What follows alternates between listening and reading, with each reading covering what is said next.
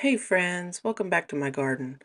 Today is a big day. We're going to start getting some things in the ground. We don't have any more frost in the foreseeable future, so I'm going to start with some cucumbers. This year I'm doing straight 8 and national pickling cucumbers. I always go overboard when I'm planting the cucumbers because I really enjoy sharing them with my neighbors and my friends and my family. We really enjoy pickles, so I can a lot of pickles every year too, so that helps go through them. Honestly, even if they all come up, they probably won't survive because there's a lot of pill bugs in this bed. And I know people will say pill bugs won't eat your seedlings, but they absolutely will. Um, I'm gonna try the potato trick this year if I notice that my plants are struggling with the pill bugs. Just basically the potato acts as a distraction. So we'll find out. All I'm doing here is just smoothing the soil out. When I dumped the bags of soil in the bed, I didn't bother smoothing it out. And this is where I'm going to put all of my hot peppers. So starting down at this other end by the cucumbers, I'm putting my poblanos in, and then I put my jalapenos in the middle and my hot banana peppers on the end closest to the camera. I ended up with one extra hot banana pepper, so I planted it across the garden in a felt bag all by itself, and we'll just see how it does. I wasn't really measuring out the space between my plants. I was giving them about, I don't know, a foot, and I was staggering them. A lot of people say you shouldn't plant your peppers too close together. But in my opinion, they do better if they have their friends to lean on because here we struggle with a lot of really high winds in the summertime. And the wind is the reason I don't grow corn. I grew corn like 2 years ago and the wind just obliterated it. I even propped it up with string and nothing helped. So maybe, the peppers having their friends close by to lean on will keep them from getting snapped off in the wind. I'm really excited. This is the most peppers I've ever tried to grow at one time. And normally I grow them in felt bags and they don't really do that great. It just gets so hot and they dry out so fast. So hopefully being in ground they do better. And I just want to show you guys. I pulled up this carrot to make room and I was so excited and then I turned it around and saw that it had split. We had a whole lot of rain for about 3 days in a row and I guess that was just too much. So I imagine all the rest of them are probably split too. So I guess we'll have to see when I pull those up. This is that last banana pepper. It was actually two banana peppers in one cell, and I thought for a second that I would divide them, pull them apart. But when I started pulling, the roots were really wrapped around each other, and I thought, well, better to just plant them together like this than to try to separate them and end up killing both of them. Um, One might crowd the other out, and if I see that one is doing better than the other, I might just snip it off with a pair of scissors. So we get him all tucked in. And you'll notice I haven't fertilized anything. My father-in-law has picked up some of this really killer fertilizer that he got me last year. And so I'm just going to come around and top dress all of the beds with that fertilizer that he gets me. And once I get a hold of it, I'll show you guys what it is. Like, it really brought my plants back from suffering last year. It's good stuff. So here I'm just planting some dill. This dill is being a drama queen. It really wanted to get in the ground. So hopefully now it's happy. And this is an oregano plant. I picked up a bunch of herbs from Lowe's.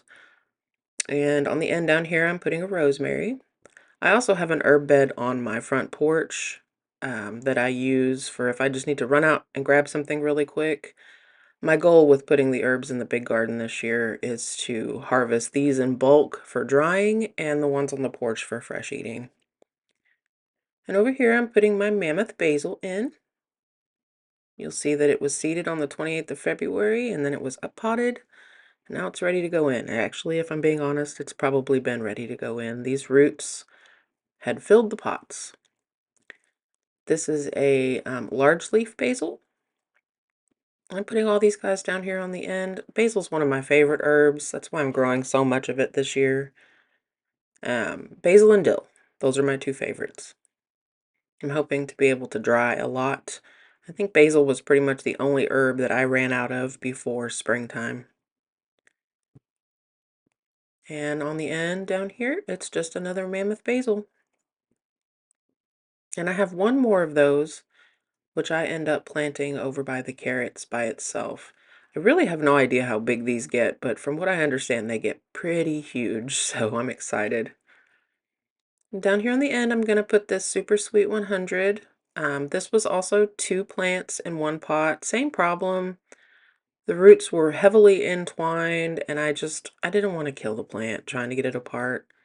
It seemed happy, there wasn't any disease on the leaves, so I just picked off the few bottom leaves that were going to, be in contact with the soil and planted it pretty deeply, and we'll see how it does.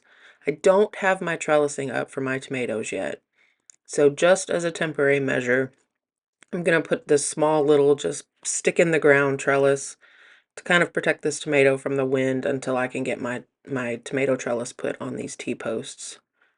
And if you'll see these two little plants in front of the tomato, those are the borage. That's volunteer borage from last year.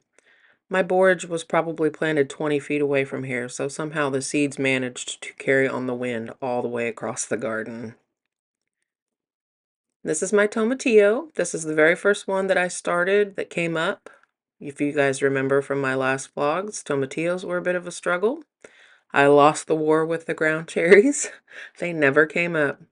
I tried, I think, 4 times to germinate ground cherries and never once came up. So this guy is quite a bit bigger than the other 3 that I have that are still hanging out on the porch. But hopefully they'll get a few more true leaves soon and I can put them out here with their little friend. And the same deal with the trellis, just something back there to protect them from the wind. I'm pretty excited about tomatillos. I've never tried to grow them and I really want to make some salsa verde. So I'm hoping to get my trellising, this little piece of fence on this T-post here very soon so I can go ahead and get all of my tomatoes put out.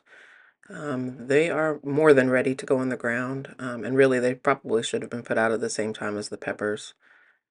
So yeah, that'll probably be in the next video. If you're wondering what I'm going to be doing with this new raised bed here next to the herbs, I'm going to get that filled soon, and that is where I'm going to plant my black beans. I saved black beans that I grew last year, and I'm going to be seeding black beans from the black beans of my previous crop. So I'm pretty excited about that. As you can see here, some of the zucchini has come up that I planted in the last vlog. I think it's getting too hot for lettuce. That lettuce just really isn't doing much of anything. After putting the sluggo down, I'm pleased to say that my bok choys and my Napa cabbages don't appear to have any new holes in them, no new chew marks. So I'm pretty sure that it was slugs eating up my plants. Not surprised. I used rotted wood to line my beds. I kind of knew that that was one risk of using the rotted wood. But when you're trying to build your garden for the first year, you just use what you have. And I had plenty of wood laying around from the previous homeowner.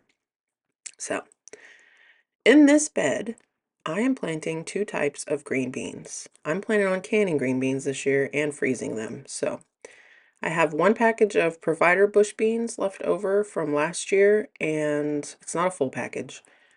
I also picked up some Blue Lake bush beans. So most of these cells will be Blue Lake bush beans. Rural King had these really big bags of seed for like $6. I was stoked. I was like, yes, green beans, bring them on.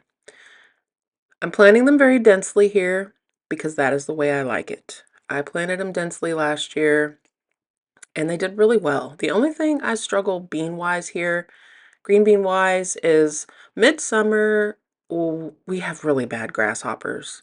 And the grasshoppers like to chew the plants up pretty bad. And also I struggled with Mexican bean beetles last year.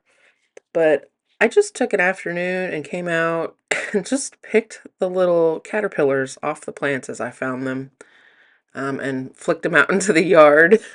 And then everything was fine. I only had a handful of the actual green beans themselves that had been chewed on. So in these last 2 cells down here is where I'm putting the seeds from in my garden, or the Provider bush beans. They really needed to be on the end anyway because when I grew them last year, they tended to spill out into the walkway. It says it's a bush bean, but it sure didn't act like one. I was tripping over them all summer. So it was 86 degrees on this day already. I told you we don't get much spring in Kentucky, so everybody's going to get a good water, and that is it. That is all I have for you guys this week. If you're new here and you made it this far, hi, my name is Jen. I do garden vlogs on Fridays and cooking or canning content on Tuesdays. I hope you'll consider subscribing and sticking around. Until next time, friends, happy gardening.